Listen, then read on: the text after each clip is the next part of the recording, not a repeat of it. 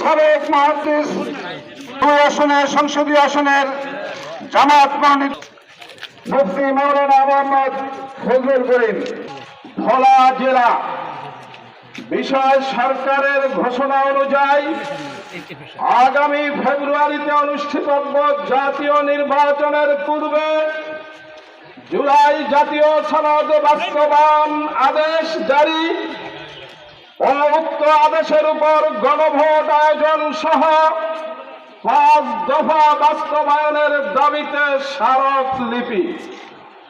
মাননীয় প্রধান উপদেষ্টা, আসসালামু আলাইকুম ওয়া রাহমাতুল্লাহ।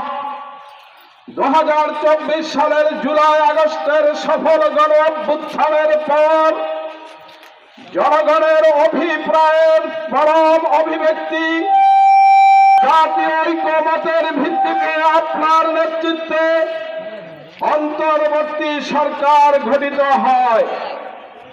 অন্তর্বর্তী সরকার দায়িত্ব গ্রহণের পর রাষ্ট্রের প্রয়োজনকে সামনে রেখে জনগণের প্রত্যাশা পূরণের লক্ষ্যে গণহত্যার বিচার, রাষ্ট্র সংস্কার ও স্বৈরাচার ফিরে আসার সকল পথ রুদ্ধ করার প্রত্যয় নিয়ে ন্যায় বিচার প্রতিষ্ঠার জন্য নিরলসভাবে প্রচেষ্টা চালিয়ে যাচ্ছে।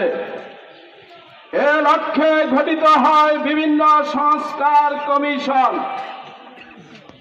কমিশন 166টি প্রস্তাবের ভিত্তিতে রাজনৈতিক দল সমূহের সাথে